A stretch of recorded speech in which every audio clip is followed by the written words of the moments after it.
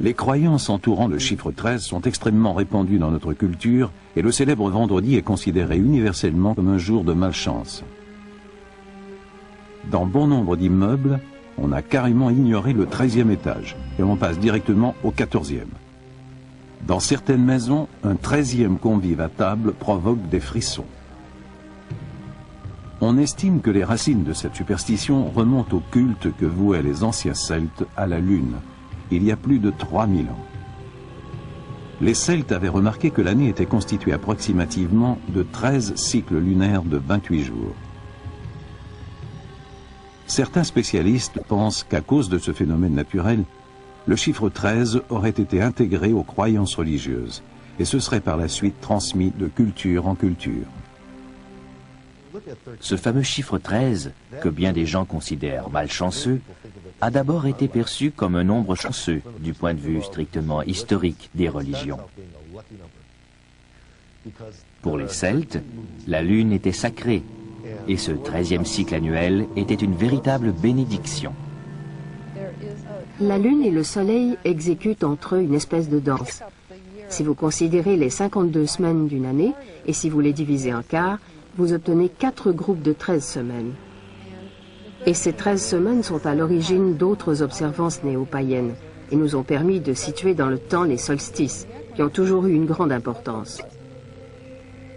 Il semble que les premiers Scandinaves aient également intégré le chiffre 13 à leurs croyances. Mais dans leur mythologie nordique, il a un sens péjoratif.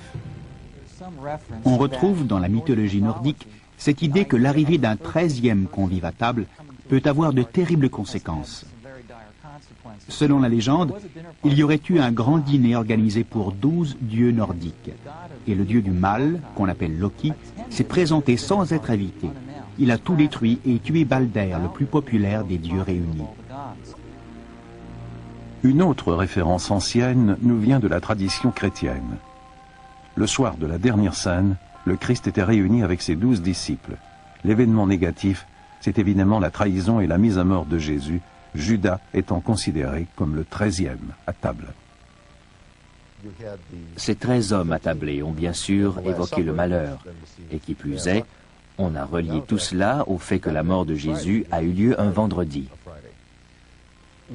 Au début de la chrétienté, le chiffre 13 était quelque chose de sacré pour les Celtes, les Grecs et les Romains. Mais pour les chrétiens, il a eu tout de suite une connotation négative.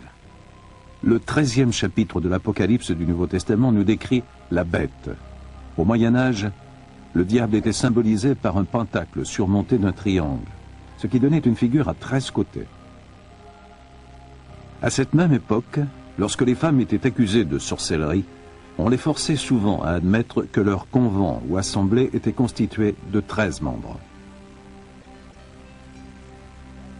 Depuis toujours, le chiffre 13 a écopé de toutes ses appréhensions et de ses frayeurs plus ou moins précises. Et dans chaque situation où on s'y réfère, que ce soit par peur ou non, on défie une zone débridée de la vie, un aspect lunaire qui est toujours présent. Les spécialistes estiment que les superstitions et les croyances religieuses découlent des premières réflexions de l'homme désireux de comprendre les mystères de l'existence. L'homme primitif, en regardant autour de lui, a constaté la magnificence de l'existence et du monde visible qui l'entourait. Il a dû s'expliquer cette réalité tangible.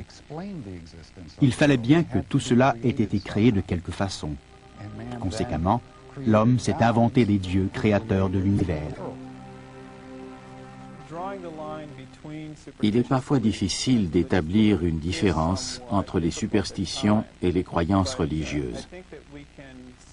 Mais je pense que certaines croyances sont étayées ou non par des preuves, tandis que les superstitions pures sont des convictions sans preuve reconnue auxquelles les gens croient aveuglément. Le père Julian pense que les superstitions résultent d'un processus d'usurpation entre les différentes cultures et du dénigrement des croyances anciennes. Ce qui se produit, c'est que lorsqu'une société abandonne ses pratiques religieuses anciennes pour évoluer vers une religion dominante, Les croyances rejetées sont parfois transformées en superstitions par la nouvelle religion.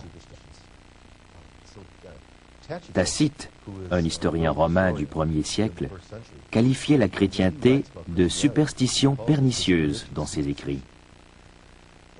Les Romains de cette époque voyaient les chrétiens comme des athées, car au lieu de glorifier Dieu, ils adoraient un supplicié, un homme mort sur la croix. La religion est souvent perçue comme un ensemble de règles prescrites qui englobent les valeurs d'une culture spécifique. Les superstitions, en revanche, sont généralement considérées comme des phénomènes incontrôlés.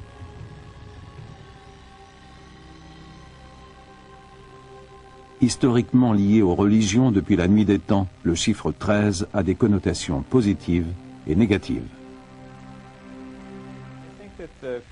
La peur entourant le chiffre 13 a des sources séculaires dans la religion chrétienne et ailleurs.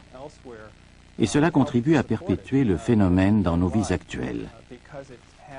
L'une des références les plus importantes remonte à la dernière scène, et c'est en partie ce qui confère une vraisemblance à la chose, même aujourd'hui. Les gens ont tendance à y croire davantage parce que le concept a des origines classiques, ce qui n'implique nullement qu'il soit justifié de le faire. Les numérologues vous diront que le 13 est néfaste tout simplement parce que c'est une unité de plus que 12.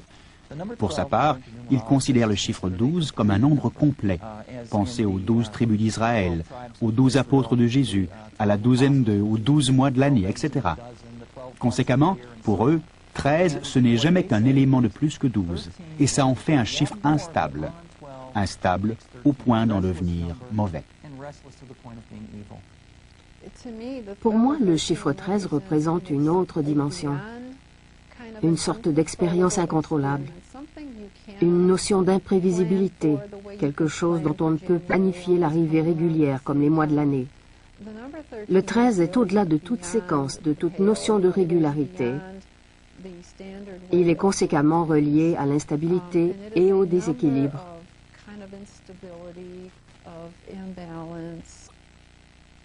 Que les superstitions entourant le chiffre 13 nous viennent d'un passé lointain, du calendrier lunaire, de la mythologie nordique ou de la dernière scène, il reste qu'elles sont profondément ancrées dans notre culture moderne. La plupart des gens pensent vraiment que le 13 porte malheur, mais ils ne savent pas précisément pourquoi. C'est peut-être tout simplement parce qu'on les en a convaincus quand ils étaient enfants, mais certains n'ont aucune raison de le croire.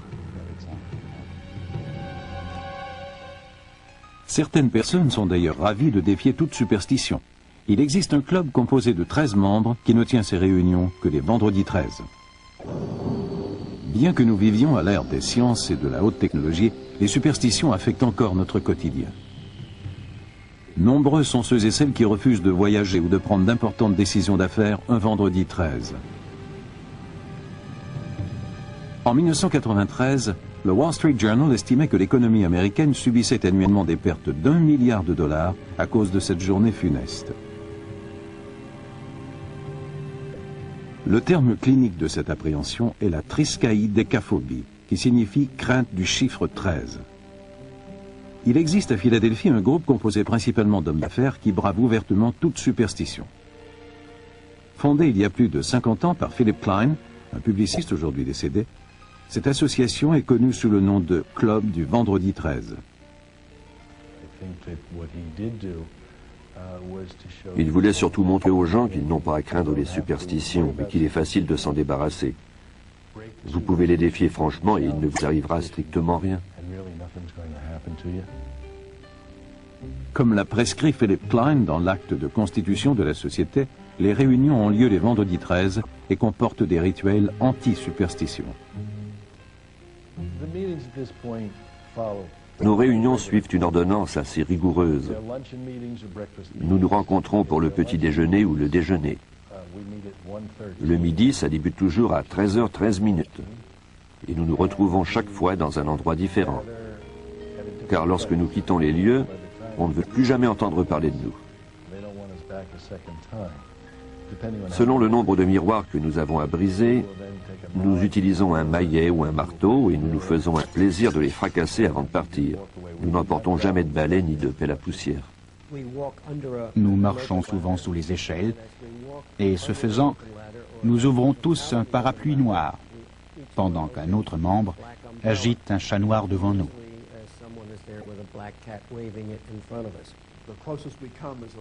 Le chat en question est une petite reproduction en métal que j'ai acheté il y a quelques années. D'ailleurs, je me demande d'où vient cette superstition des chats noirs. J'ai l'impression que ça remonte à la sorcellerie, comme c'est souvent le cas pour un grand nombre d'objets de couleur noire. Les membres du club du vendredi 13 recherchent les endroits sombres, tels que la morgue de Philadelphie, les bretelles fermées de certaines autoroutes et le tablier du pont Franklin. Pourquoi ne pas s'attaquer aux superstitions? L'idée n'était pas nouvelle lorsque le club a été fondé en 1936. Dans son célèbre almanach, Benjamin Franklin a écrit que le pays avait été fondé à partir de 13 colonies et qu'il ne fallait donc pas considérer ce chiffre comme un nombre malchanceux, mais plutôt de bon augure. Donc le vendredi 13, ne restez pas cachés sous vos couvertures, sortez et amusez-vous. Les temps modernes nous ont arrachés à l'âge sombre de l'appréhension et nous ont amenés à penser d'une façon réaliste et réfléchie. Pourquoi le chiffre 13 nous trouble-t-il encore autant? Les superstitions ont quelque chose de paradoxal à notre époque. La science est omniprésente, nous vivons entourés d'ordinateurs, de télécopieurs et autres merveilles. Mais le fait est que toutes ces innovations ne nous ont pas nécessairement apporté une existence très calme. Lorsque le stress ou l'anxiété nous tenaillent, nous sommes portés à nous accrocher à quelque chose qui nous donne l'impression de mieux contrôler notre monde. Et en ce sens, les superstitions nous sont parfois bien utiles.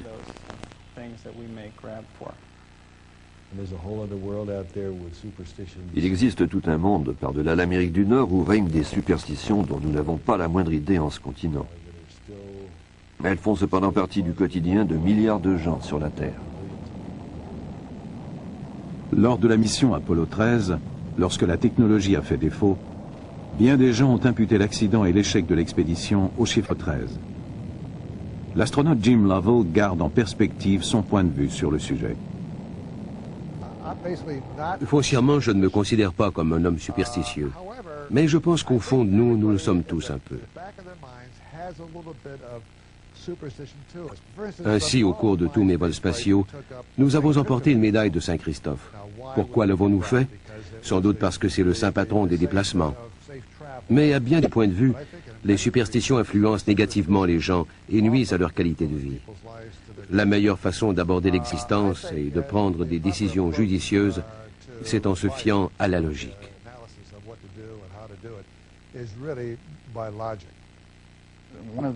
Ce qui me fait réaliser que les superstitions n'ont probablement aucun pouvoir intrinsèque, c'est qu'elles semblent varier d'une culture à l'autre. Conséquemment, le seul potentiel qu'elles possèdent véritablement est celui que nous leur attribuons. Si nous pensons que nous allons être malchanceux, nous le serons sans doute.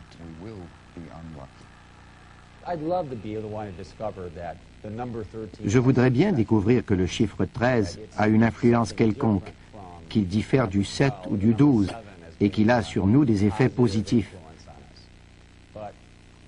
Mais je pense qu'il ne relève pas de nos capacités de prévoir l'influence de ce chiffre ou d'aucun autre.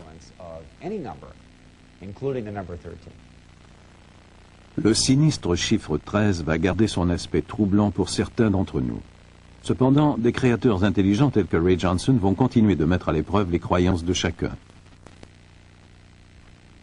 Ceux qui sont vraiment superstitieux vont le demeurer, interrogeant avec inquiétude leur moindre impression et craignant le mauvais présage. Je ne marche pas sous les échelles. Quand je vois courir un chat noir devant ma voiture, je fais demi-tour. Je me dis pourquoi prendre des risques. Lorsqu'arrive un vendredi 13, j'ai tendance à être moins actif et je suis particulièrement prudent si j'ai à traverser la rue. Pourquoi faire exprès?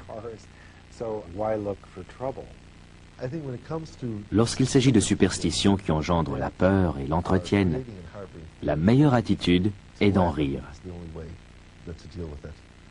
Par contre, Face aux croyances religieuses ou aux religions qui diffèrent de la nôtre, il ne faut pas rire ni les considérer comme des superstitions.